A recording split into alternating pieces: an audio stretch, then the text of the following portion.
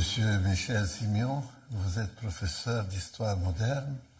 Vous avez déjà publié un certain nombre d'écrits, mais là, récemment, vous avez publié aux éditions Apostolia un livre qui s'appelle « Donne et tu recevras » et qui a été écrit par ce personnage exceptionnel, ce prêtre contemporain, on peut dire. Comment avez-vous fait connaissance et du livre et du personnage? Alors, ce livre est pour moi, et le fait d'avoir choisi Steinhardt et la traduction de son texte, quelque part, une histoire de double dette. Une dette d'abord envers mon père. Bien sûr, tous les enfants doivent quelque chose à leurs parents, même beaucoup. Mais mon père était un ami très proche et très fidèle de Steinhardt. Et, sur le plan personnel? Sur le plan personnel. Ah, Vous dites, le livre est écrit par Steinhardt. En fait, ce que nous avons aujourd'hui comme objet de conversation, de débat, le père Nicolas Steinhardt n'a jamais écrit. Ce sont des prêches, ce sont des homélies. Il en a parlé. Le seul livre, si vous voulez, qu'il a écrit et qui est connu en Occident, c'est le Journal de la Félicité, une excellente traduction. Et là, bon, on en reparlera tout à l'heure. Il parle de son cheminement vers le Christ, comment il a trouvé la voie, la vérité dans le goulag communiste en Roumanie. Et il a quelques lignes, quelques pages qui sont émouvantes sur son ami fidèle qui était mon père. Donc moi je l'ai connu un tout petit peu quand j'étais petit, mais papa m'en a parlé évidemment beaucoup. Donc ça c'est ma première dette. vous avez quel âge quand vous l'avez vu? Quand je l'ai connu, j'avais pas plus que 10 ans. Mais quand même. Oui, bien sûr, je m'en souviens. C'est pas 3 ans, c'est 10 ans. Tout à fait. Oui. Donc ça c'est ma première dette envers la mémoire de mon père, à qui je dois énormément de choses, et entre autres le fait de m'avoir mis entre les mains des souvenirs de Nicolas Steinhardt, le Journal de la Félicité, et d'avoir partagé avec moi des choses qui sont, bon, je dirais, du domaine de son amitié très personnelle avec ces grandes figures. Et puis, j'ai une deuxième dette. Moi, je suis arrivé en France, mon père, en 1980. J'ai fui le communisme roumain. J'ai été réfugié politique. Et je considère que j'ai une dette envers ce pays. Alors, vous savez, les dettes, on en parle, mais c'est pas que du matériel. Pour moi, ça n'est pas ça. Ce pays qui m'a donné énormément de choses, il fallait bien que, vers la fin de ma vie, je lui rende un peu ce que je pouvais faire. Et ce que je pouvais faire, c'est traduire en français, eh bien, une des pensées les plus lumineuses roumaines, et donc offrir au public français les paroles de foi, donne et tu recevras, donc le livre de Steinhardt. Voilà l'origine de ce projet.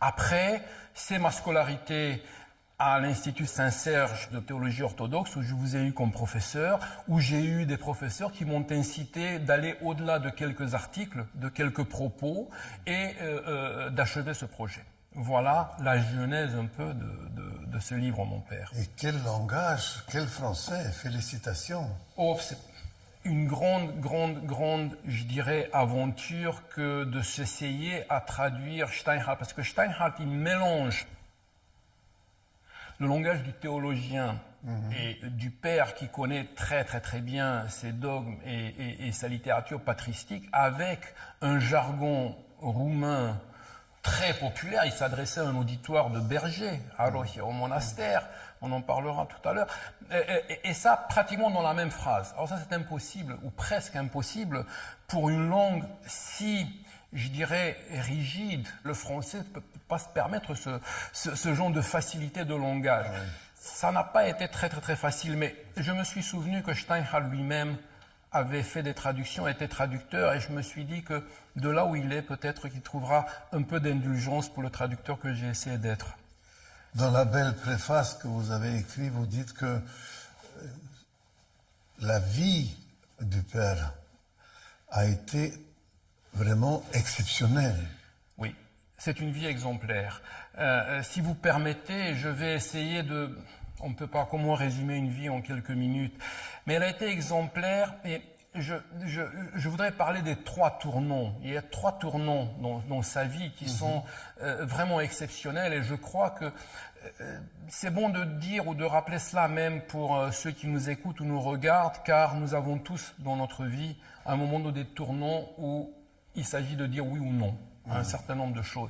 Voyez-vous, Nicolae Steinhardt est un juif roumain, un intellectuel brillant, fait un doctorat de droit, donc il est né en 1912, fait des études brillantes, fait un doctorat de droit constitutionnel, publie, a une activité avant la Seconde Guerre mondiale d'intense publicistique.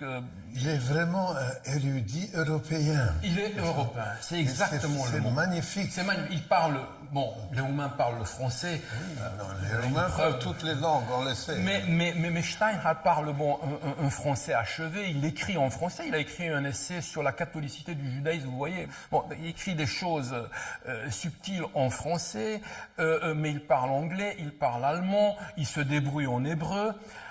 Bon, arrive la Seconde Guerre mondiale, arrive surtout l'armée rouge et l'instauration du communisme, et là, tout d'un coup, le cercle d'intellectuels qu'il fréquentait, ses amis personnels, commencent à être arrêtés un par un. Et pas grand-chose, discussion intellectuelle, pensée contre-révolutionnaire. Bon, en gros, ils avaient traduit des textes de Platon, ils avaient discuté de Hegel et ils se posaient des questions sur le destin historique de la Roumanie par rapport à d'autres nations. Vous voyez, on est loin tout de même des complots antigouvernementaux. Toujours est-il qu'en 1959, Steinhardt n'est pas arrêté, mais tous ses amis sont arrêtés. Et on lui propose à ce moment-là... Et pourquoi il n'est pas lui arrêté? Alors, il n'est pas arrêté parce qu'on considère qu'il ne peut pas, n'étant pas chrétien, et tous ses amis étant pour la plupart de fervents orthodoxes, de très proches de la littérature patristique, des gens proches de la théologie orthodoxe, on considère, bon, celui-là, il est peut-être plus fragile, la pensée unique qui croit que tout ce qui est chrétien, tout ce qui est orthodoxe est automatiquement de droite et donc tout ce qui ne l'est pas est plus censé d'être de notre côté et éventuellement de trahir. Donc on lui propose quelque chose qui n'est pas grand-chose en fait.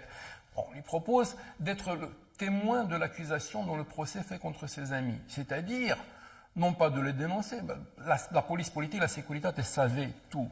Les noms, les dates de rendez-vous, de quoi il parlait, les livres qui circulaient parce qu'ils étaient interdits, le livre étant Platon, étant Saint-Basile le Grand, étant Saint-Jean Chrysostome, ouais, c'est ce type de littérature-là. Hegel au maximum, bon, professeur de loin de Marx, bon, on peut se poser des questions. Donc on demande à Steinhardt uniquement de confirmer cela. Et là, il dit non. Il dit je ne confirme rien du tout. Alors que c'était vrai, alors que c'était des choses... Comment ça vous... Il dit non, parce que vous savez, dans le... Il ne voulait pas collaborer avec... Il ne voulait pas collaborer, exactement. Il se rend compte, à ce moment-là, il se rend compte que son oui est un oui au diabolos, à celui qui sépare. Voilà, c'est ça. Au démon. Donc il dit non. Donc, il ne veut pas. Oui, mais c'est pas grand-chose. Vous êtes d'accord que... Oui, mais moi je ne témoigne pas contre mes amis. C'est le premier tournant de sa vie. Oh ben ça lui coûte cher. Il dit, ça va, ça c'est 15 ans de travaux forcés. Ouais. Avec les autres. Ah, oui, c'est ça. Avec les autres, bon là, tu veux pas, eh ben, avec eux. Bon, il entre en prison, et là, le deuxième tourment, il a cette révélation fantastique que le chemin, la voie, la vérité, c'est le Christ. Et il se fait baptiser dans le secret des geôles communistes, à Jihlava. En prison. En prison, à Jihlava. Quelques mois après son arrestation, il demande son baptême. On sait qui l'a baptisé? Oui, le père Mina Dobzeu, qui était encore en vie il y a quelques années. Nous savons que dans l'Église orthodoxe, dans cette situation un peu particulière, même des laïcs peuvent baptiser. Alors, en l'occurrence, les cellules des prisons roumaines étaient pleines de prêtres orthodoxes. Oui. Et il y en a un, mais vous faites bien de me poser la question, mon père, car il a demandé à ce qui est comme témoin à son baptême, un prêtre catholique, et un pasteur protestant. Il y en avait plein dans les cellules. Dans un souci, dit-il, de pensée écuménique et de penser que l'Église, au-delà, elle est une. A demandé qu'on il récite le credo orthodoxe, le baptême se fait, alors il faut lire le journal de la félicité, hein, ce livre qui a tellement ému Jean-Paul II, lorsque Jean-Paul II va en Roumanie, lorsqu'il arrive en Roumanie, il dit, si vous avez parmi vous un type comme Steinhardt, vous n'avez pas besoin de moi. Donc il se fait baptiser. Il a dit ça? Il a dit ça. Il a dit ça lors de son premier voyage en pays orthodoxe en Roumanie. C'est sympathique. Et donc, Jean-Paul II avait demandé un livre ou quelque chose sur un Roumain contemporain, un religieux, un mystique, un prêtre, un moine. Et on lui avait donné, on venait de traduire en français, préfacé par Olivier Clément, le journal de la félicité. Donc le livre, le fameux livre de Steinhardt. Pas ses homélies, il n'était pas publié. À partir de là, moi j'appelle ça le second tournant. Là, il dit, c'est ça la voie. Qu'est-ce qui s'est passé exactement? Comment? Quelle prière? Quelle illumination? Vous voyez, à un moment donné, on m'a demandé, mais pourquoi sur ce livre avez-vous choisi de mettre l'icône de la transfiguration? On ne met pas des icônes sur des couvertures de livres. Si, on peut... On peut en mettre. Bon, vous me rassurez, parce que j'ai eu des gens qui m'ont dit, bon, Michel, bon, une icône... C'est imprimé, donc ça va. Voilà. Donc, si mon professeur d'iconologie dit que je n'ai pas fait quelque chose de très grave, je suis vraiment rassuré. Pourquoi j'ai mis cette icône? Parce que, voyez-vous, bon, cette célèbre icône de la transfiguration, j'ai appris à Saint-Serge, j'ai appris avec vous que à ce moment-là, ce n'est pas le Christ qui a changé, mais ce sont les écailles des apôtres qui sont tombées de leurs yeux et ils l'ont vu tel qu'il était. C'est-à-dire, ils ont dit, c'est Dieu, c'est lui. Eh bien, la même chose est arrivée par une grâce qu'on ne peut pas expliquer, ni vous ni moi, à Steinhardt, qui lui a été faite à ce moment-là, en prison, dans l'enfer, dans le goulag. Et c'est pour cela que son livre s'appelle Le journal de la félicité. C'est un voyage en enfer, la prison. Une prison communiste, je veux dire, on n'est pas quand même dans un hôtel de jeunesse, on est quand même dans le goulag communiste. C'était quelle année? Alors, il est arrêté le 1er janvier, il faut le faire, 1960, et ça s'est passé quelques mois après. Quelques mois après. Et le père Minadobzeo, qui le baptise, lui dit, tu promets que si tu sors d'ici vivant, tu feras la chrismation à la sortie de prison. C'est ce qu'il va faire avec 2 témoins, dont un c'était mon père, papa. Les gens avaient peur. Donc, il est sorti de prison, il n'a pas fait 15 ans, Dieu merci d'ailleurs. Il y a eu une amnistie, en 1964, il sort de prison. Il confirme son baptême. 64. Il confirme son baptême, il a eu la grande amnistie pour les prisonniers politiques. Il sort de prison, il confirme son baptême, présence de papa. Et c'est dans cette période-là, moi je suis né en 1956, nous n'avons pas de secret à notre âge, donc bon, j'avais 8, 9, 10 ans, il venait souvent à la maison, il prenait des livres. Papa avait une très très très belle bibliothèque. Qui malheureusement était perdu. Bon, ça c'est une autre histoire. Et donc il prenait il était très intéressé de lire de la patrologie, les pères de l'Église. Bon. Et il avait de longues discussions avec mon père, dont je ne comprenais absolument rien. Mais de temps en temps, il avait, je me souviens, un regard vers moi en me disant... Est-ce qu'il ressemblait Pas encore, il n'avait pas de barbe. Il n'avait pas de barbe, encore. Non, pas encore. Il parlait beaucoup, il était tout le temps pressé, il avait tout le temps peur. Et je me rappelle, vous savez, des choses qui sont émouvantes. Il mangeait parfois, et j'étais un gamin, et je voyais, il prenait les miettes du pain une par une, il ne laissait pas une miette, il avalait les miettes du pain. Ça, c'était une habitude. Mon père m'a vu... C'était la prison. Oui, la prison. J'ai demandé à mon père, mais pourquoi il fait ça? Et papa m'a dit, il ne faut pas rire, pas se moquer, c'est la faim, la prison. Il avait ne jamais laisser. Ça, je me souviens, il avait dit à mon père, peut-être que Mihai, le Michel d'aujourd'hui, un jour connaîtra un autre monde. Il partait vite, il mangeait, il parlait avec papa, il partait avec des livres, il ramenait les livres, voilà, c'était l'époque où je l'avais connu. Et puis plus tard, en 1980, et c'est le 3e tournant de sa vie, une fois que son père était décédé, donc il avait un peu réglé ses problèmes, je dirais, ou ses dettes dans ce monde-ci, il dépose ses vœux, il choisit un monastère, et il devient moine dans le fin fond des Carpates roumaines, le nord de la Roumanie, frontière avec l'Ukraine. Ça n'a pas été très facile, je devrais le dire tout de même. Bon nombre de monastères ont été réticents pour le recevoir. on peut le comprendre. Parce qu'il était non-conformiste. Il avait une étiquette. Les moines. Mais oui, et puis il avait une étiquette et il y avait tout le temps la police politique derrière En lui. plus. Et bon, ça aurait créé... Bon, et puis à Rohia, on le reçoit. Et c'est très drôle parce que il a dit, celui qui l'a reçu en monachisme, j'aimerais pouvoir continuer à écrire tout de même, c'est ma sensibilité.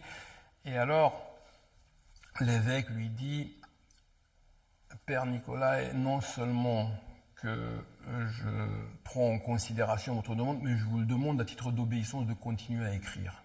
Je vous demande même de faire deux choses, mettre en ordre dans les livres du monastère, il y avait quelques 30 000 volumes, c'était quand même un patrimoine culturel, et de continuer à écrire. Voilà. Un bon évêque. Oui, un bon évêque. Ouais. Et là-bas, de temps en temps, on lui demande de faire des prêches, de parler. Donc, il fait des prêches qui ne sont pas publiés, bien sûr, ce sont des notes manuscrites, et qui ont été publiés à titre posthume, sous le nom d'Erwin Veidobundi, Cuvinte de Credință, en roumain. Ça veut dire donne pour recevoir, donne et tu recevras, en donnant tu recevras. Voilà. Ouais, c'est ce livre-là. Et c'est ce livre-là. Mais c'est pas lui qui a choisi le titre, c'est pas lui, il a parlé. C'est un langage oral. Et après, il a rédigé, mais dans un souci qu'un jour, peut-être, ça sera publié. D'ailleurs, si vous me permettez de prendre encore une minute, d'ailleurs, 3 jours avant sa mort, sur son lit de mort et de souffrance, il donne le manuscrit de ces homélies, donc ce que nous avons ici entre les mains de manière publiée, à 2 frères moines en disant il ne faut pas que ça soit trouvé dans la cellule monastère. Tout de suite après sa mort, la cellule est investie, elle est mise au sac à la recherche justement de manuscrits. Ouais. Mais il avait gagné sa dernière bataille, son dernier combat contre le diabolos, il l'avait gagné. Il avait donné ça aux frères qui ont sauvé le manuscrit qui a été publié et que j'ai modestement traduit. Non, c'est magnifique. Voilà, vous avez dit qu'il a donc écrit au monastère et que l'évêque l'avait encouragé et que nous savons, ayant lu aussi des parties importantes du livre et puis tout ce que vous m'avez déjà dit de lui, quelqu'un avait dit que il écrit vraiment d'une façon qui décoiffe. Oui. Oui. Et c'est ça qui comment dirais-je, qui fait sans doute l'originalité, la force et la vérité, authenticité de ce livre. Mais il a une façon de dire les choses qui sont complètement inattendues. Attention, il s'adresse à un auditoire qui est un auditoire très spécial. À Rohia, au fin fond des montagnes, sont des bergers. Dans l'église, tous les dimanches, des bergers, des paysans et parfois des intellectuels de Bucarest, parce que bon, qui arrivent quand même, qui arrivent quand même parce qu'ils savent que c'est le père Stein qui va parler. Oui. Donc, là, un auditoire et bien entendu, l'ineffable Securitate Police Politique qui est là tout le temps. On ne sait pas qui et où est parmi, mais qui est là tout le temps. On n'allait plus l'arrêter, mais surveiller exactement qui vient. C'est surtout surveiller ceux qui venaient. Et donc, je vais, si vous me permettez, avec votre permission, vous donner l'exemple, une fameuse homélie, parce que ces sujets sont les prêches du jour, l'évangile du jour. Dans ça, il est très classique. Par contre, dans sa façon de parler, alors là, il a un langage qui décoiffe. En voici un exemple. En parlant donc du fameux épisode de la Cananéenne, après avoir décliné sa compétence, dit Steinhardt, avec des paroles glaciales, Jésus passe à des insultes directes. Il ne dit pas ça, Jésus passe à des insultes directes, le Christ qui insulte. À de lourdes offenses, à un persiflage cynique. Lui, qui avait établi que quiconque se fâche contre son frère sera digne de condamnation. Celui qui dira raka à son frère sera bon pour le jugement, et celui qui lui dira fou sera passible de la guéhenne du feu. Et bien voilà qu'il apostrophe la Cananéenne et lui jette à la figure le proverbe avec le pain des enfants qu'il ne convient pas de jeter aux petits chiens. Autrement dit, il appelle la Cananéenne et les siens chiens. Voilà comment parle Steinhardt. Donc heureuse Cananéenne, elle a reçu le premier prix, couronnée par le maître qui a eu pitié de beaucoup d'autres, qui a même vanté quelques-uns, mais avec elle seulement s'est montré d'abord comme un examinateur sans pitié et ensuite sans réserve dans la distribution des éloges. Amen. Voilà comment il conclut ce dialogue avec la Cananéenne.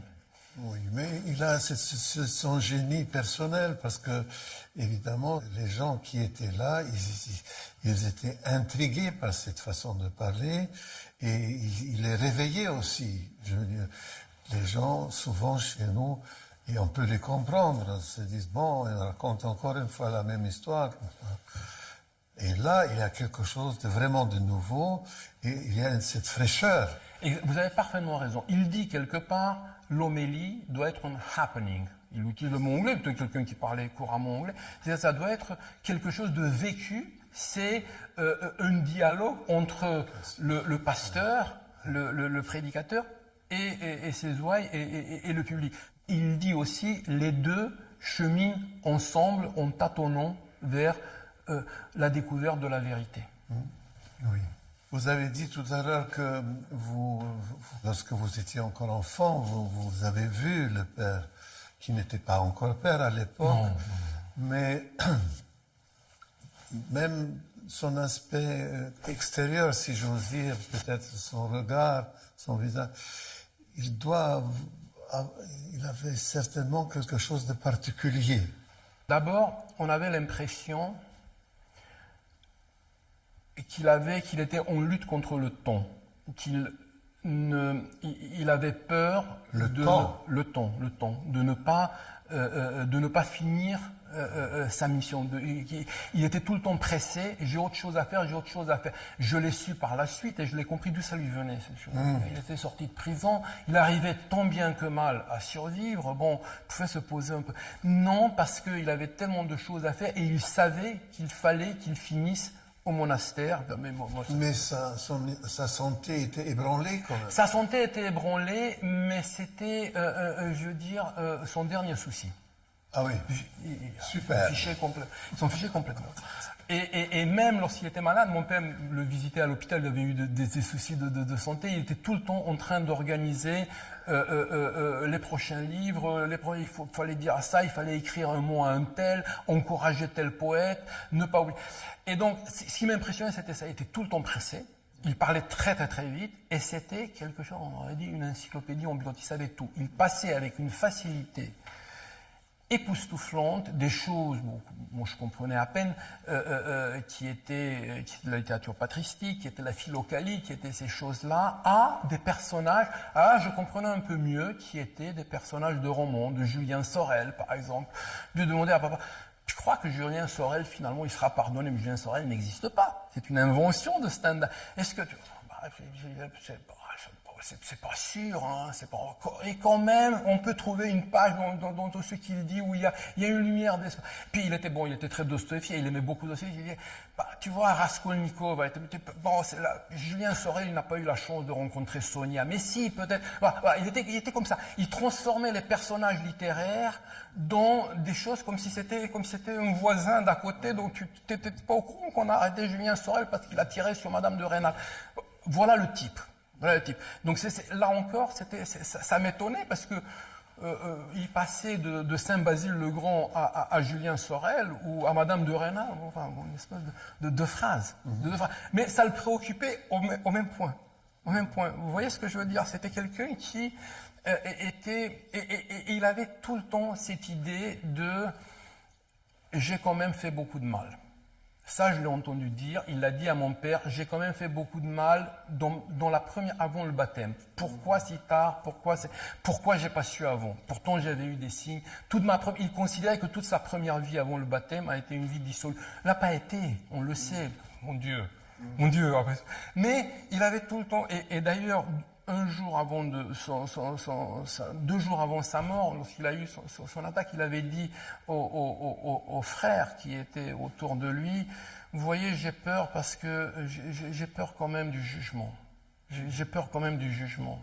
Et les frères qui lui ont répondu, mais ça c'est une pensée qui vient du malin. Ça c'est vous avez fait un cheminement qui est lumineux. Mais il avait tout le temps ça. Il était inquiet un peu. Oui, peut-être. Papa me disait, mais ça je lui laisse la responsabilité. Cette permanente inquiétude et questionnement typiquement d'homme cultivé juif. qui remet tout en question tout le temps, et qui a trouvé sa sérénité, sa tranquillité une fois qu'il était devenu moine. Mais moi, je l'ai plus vu. Il est devenu moine en 1980, et moi, fin 80, j'ai quitté la Roumanie, je me suis enfui. Donc là, j'ai pas connu cette partie-là de sa vie. Mais toute cette quête, oui, je l'ai vue de temps en temps. Si on voulait résumer cette expérience, cette vie et cette richesse culturelle, religieuse, de toutes sortes, est-ce que ce n'est pas par cette expérience